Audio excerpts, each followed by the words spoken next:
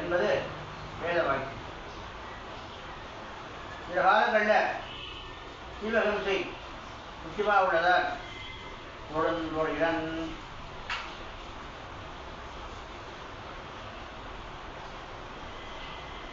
எல்லா தேவதைகளுக்கும் அந்தரியாமே அவர் இருக்கிறதுனால குமாரன்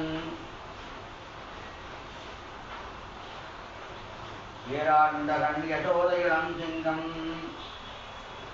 எம்பெருமானையே உபனிஷதங்கள் மிகவும் சந்தோஷமாக தெரிவிக்கின்றன.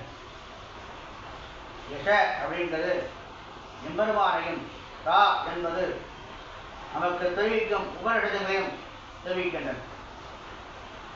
எம்பெருமான் இளம் சிங்கம் எப்படி இருக்கான்? முக்கியமாய் கம்பீரமாய் இருக்கிறான். இளம் சிங்கம் அப்படின்னு தெரிவித்து கார்வேலி சங்கன் இப்படி காலகாலத்தில் வேங்கள் எப்படி இருக்கும்? நீலமேக சியாமலன்னு சொல்கிறாள் இல்லையா, அந்த மாதிரி எம்பெருமான் சங்கன். கம்மன் எப்படி இருக்கு? செந்தாமரை கண்ணன், செந்தாமரை போல கண்ண உடையவன். அவன் யார்? எம்பெருமான். சர்வேஸ்வரன் எம்பெருமான். அவன் யார்? அதிர்மதியம் போல் முகத்தான். அதிர் அப்படின்னாக்க அடியாருக்கு அது போல இதுவாக இருக்கக்கூடியவன். மதியம் உள்ளாதார்க்கு மதியம் போல் இருக்கக்கூடியவன். புத்தான் சுவாமி நம்பாழ்வார் பக்துடை அடியவர்க்கு எளியவன் அறியவித்தகன் அப்படின்னு சுவாமி நம்பாழ்வார் தெரிவிக்கிறார். இல்லாதவர்களுக்கு இப்படி நம்ம மனிதர்கள் எப்படி இருக்கிறோம், பெரியவாழ்க்கை எப்படி இருக்கிறோம் ஒன்று தெரிய இல்லையா? அதே மாதிரி எம்பெருமான் எப்படி இருக்காங்க, நம்ம குழந்தைகிட்ட எப்படி இருக்காங்க? விளையாடாம கூட விளையாடாம பாட்டுக்கு என்ன சொன்னா கேட்கறான், வந்தா என்ன எல்லாத்தையும் செய்யறான். அவன் யாரு? பக்துடை அடியவர் கேளியவன். இப்படி எம்பெருமான் உள்ளவன். அவன் யாரு?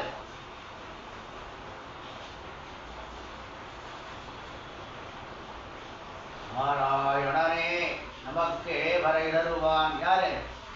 அந்த பிரவிஷ்டா ஜனானாகும் சர்வாத்மா. அவன் எங்க இருக்கான்? எல்லா உயிரிட்டும் இருக்கான். இல்லாத இடமே இல்லை. எல்லாத்தையும் இருக்காரு. அவருடைய பொல்லாத பேர் வந்தா இப்ப கெட்டவை யார் வந்தா அப்படின்னு கெட்டவெல்லாம் இருக்காளே, இப்ப மாறி மாறி இருக்காளே, எப்படி அதான் எல்லா உயிரிலும் இருக்கானே. அப்புறம் எம்பெருமான் இருக்கான மட்டும் நாம் அதை சரியா உபயோகப்படுத்துறது. என்ன பெரியவா சொல்லுவா, கெட்டதை சொன்னா கெட்டது உடனே மனசுல பதிஞ்சிடும், நல்லது சொன்னா ரொம்ப நாடாக பதிக்கிறதுக்கு அப்படி அப்படின்னா என்ன அப்படின்னாக்க யாராவது கெட்டது சொன்னா உடனே அதை மனசுல பதிஞ்சிடும், நல்லது சொன்னா டக்குனு பதிய மாட்டேங்குது. அதுதான் இதனாலதான் நமக்கு பொதுவாக பெரியா சொல்றேன்னா நல்லதை நம்ம மனதில் பதிஞ்சுக்கணும், கெட்டதெல்லாம் எழுதிடணும். ஆனால் நமக்கு காரணம் என்ன? அஜ்ஞானம். அதனால நமக்கு பதிய மாட்டேங்க, மனசில் பதிய மாட்டேங்க. கெட்டதை கேட்ட உடனே அது பதிஞ்சிடும், நல்லது சொன்னா அது டக்குனு இதுவாக இல்லை, சரியா பதிய மாட்டேங்க. காரணம் அஜ்ஞானம். அப்பேற்பட்ட காரணத்தை நம்ம என்ன பண்ணணும் அப்படின்னாக்க பகவத் பக்தி அனன்யா சிந்தனம் குருமா. எம்பெருமாட்டே பக்தியா இருக்கணும். அதுதான் நமக்கு ஒரு விசேஷமான ஒன்று. வேற சிந்தனை இல்லாமல் நம்ம எம்பெருமாட்ட இருக்கணும். இவன் யாரு? நாராயணனே நமக்கே வரை தருவான். நாராயணன் சர்வேஸ்வரனான நாராயணன். அவன் யாரு? நமக்கே. அப்படின்னா என்ன? நமக்கு எல்லாருக்கும் வரை தருவான், கொடுக்கக்கூடியவன் அவனே. வேற யாராலையும் அவன் கொடுக்க முடியாது. பாக்கி எல்லாம் கொடுக்கறதெல்லாம் அப்பப்போ பறந்து போடும். அவன் கொடுத்துதான் சிரமாக தான் இருக்கும். அவன் யாரு? நாராயணன்.